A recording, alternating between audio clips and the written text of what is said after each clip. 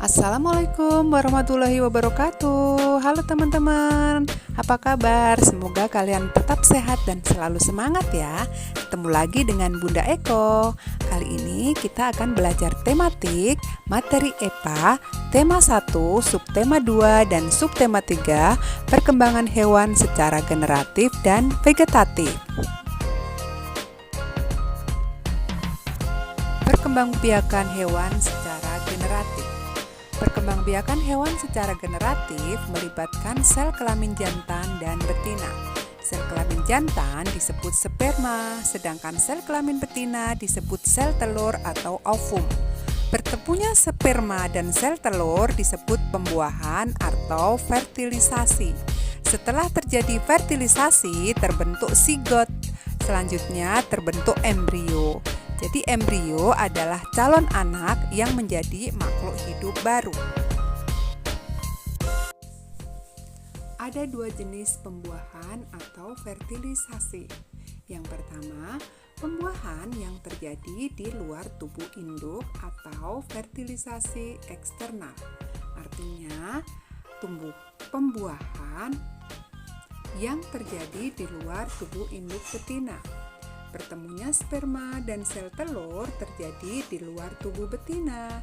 Jadi zigot tumbuh dan berkembang di dalam air. Contohnya pada ikan dan katak. Nah, selanjutnya yang kedua adalah pembuahan yang terjadi di dalam tubuh induk atau fertilisasi internal. Artinya, pembuahan yang terjadi di dalam tubuh induk betina. Bertemunya sperma dan sel telur terjadi di dalam tubuh induk betina. Contohnya adalah pada semua hewan pada umumnya melakukan pembuahan di dalam tubuh induk betina seperti tikus, kucing, kelinci, ayam, bebek, dan lain-lain. Perkembangbiakan generatif pada hewan ada 3.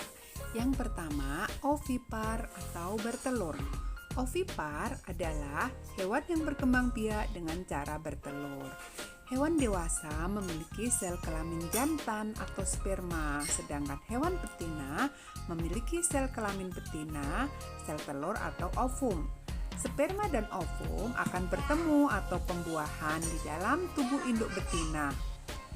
Di dalam tubuh induk betina akan membentuk zigot, kemudian akan berkembang menjadi embrio. Lalu telur yang sudah dibuahi akan dikeluarkan dari tubuh induk betina. Contoh hewan yang berkembang biak dengan cara ovipar antara lain ayam, bebek, ikan lele, hiu, platypus, echidna, burung onta, katak, dan lain-lain. Yang kedua adalah vivipar. Vivipar adalah hewan yang berkembang biak dengan cara melahirkan atau beranak. Sel kelamin jantan bertemu dengan sel kelamin betina akan terjadi proses pembuahan atau fertilisasi. Nah, terbentuklah zigot. Setelah itu, zigot berkembang menjadi embrio dan janin di dalam tubuh induk betina. Setelah itu, terjadi proses kehamilan. Sesuai dengan waktu tertentu, calon anak akan keluar dari tubuh induk. Ini yang disebut proses melahirkan. Contoh hewan yang melahirkan adalah semua hewan mamalia, antara lain tikus, kelinci, kucing, kambing, onta, rusa, monyet, kelelawar, dugong atau ikan duyung, pesut, paus, dan lain-lain.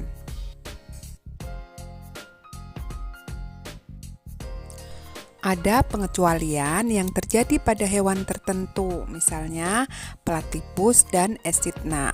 Kedua hewan tersebut adalah hewan mamalia karena platypus dan echidna menyusui anaknya.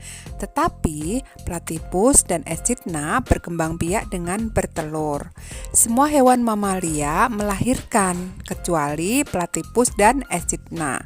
Platypus dan echidna adalah hewan mamalia yang berkembang biak dengan cara bertelur. Nah, kemudian yang ketiga, ovovivipar. Ovovivipar adalah hewan yang berkembang biak dengan bertelur dan melahirkan. Hewan betina yang sudah dibuahi oleh sel kelamin jantan akan mengalami pembuahan dan membentuk zigot. Zigot berkembang menjadi embrio dalam cangkang kuat di dalam perut induk betina. Setelah embrio berkembang sempurna, akhirnya telur keluar dari tubuh induk betina. Telur tersebut langsung menetas saat itu juga tanpa melalui proses pengeraman, sehingga disebut melahirkan. Contoh hewan ovovivipar adalah ikan hiu, ikan pari, bunglon, iguana, ular derik, ular garter, dan kebanyakan ular berbisa lainnya berkembang biak dengan cara ovovivipar. Nah, itu tadi adalah cara-cara perkembangbiakan pada makhluk hidup secara generatif. Dalam Quran Surat Al-Imran ayat 191 yang artinya, "Ya Rob kami, tidaklah Engkau menciptakan semua ini dengan sia-sia. Maha suci Engkau, peliharalah kami dari siksa neraka." Artinya apa? Segala sesuatu yang ada di dunia ini tidak terjadi secara kebetulan. Semua adalah ciptaan Allah. Allah menciptakan makhluk mulai dari yang besar sampai yang kecil tidaklah dengan sia-sia. Semua pasti ada tujuan dan manfaatnya. Oleh karena itu, kita tidak boleh meremehkan makhluk lain karena semua adalah ciptaan Allah. Nah, tadi kita sudah belajar perkembangbiakan hewan secara generatif, perkembangbiakan melalui perkawinan. Nah, selanjutnya kita belajar perkembangbiakan hewan secara vegetatif atau tanpa melalui proses perkawinan. Perkembangbiakan hewan secara vegetatif terbagi menjadi 3. Yang pertama, membelah diri. Membelah diri adalah cara berkembang biak pada hewan dengan jalan membagi tubuhnya menjadi 2 bagian yang sama atau lebih secara langsung. Cara berkembang biak seperti ini dilakukan oleh hewan bersel 1. Hewan bersel 1 hanya dapat dilihat dengan menggunakan mikroskop karena ukurannya yang sangat kecil. Hewan ini hanya terdiri atas 1 sel saja. Contoh hewan yang berkembang biak dengan cara membelah diri adalah amoeba dan paramecium. Yang kedua, tunas. Tunas adalah cara berkembang biak pada hewan saat organisme baru tumbuh pada hewan tersebut. Tunas baru akan melekat sepanjang pertumbuhannya hingga menjadi anak. Sebuah organisme baru atau anak tumbuh dari hasil atau kuncup pada orang tua. Contoh hewan yang berkembang biak dengan cara bertunas adalah hidra dan anemon laut. Nah, selanjutnya yang ketiga adalah fragmentasi.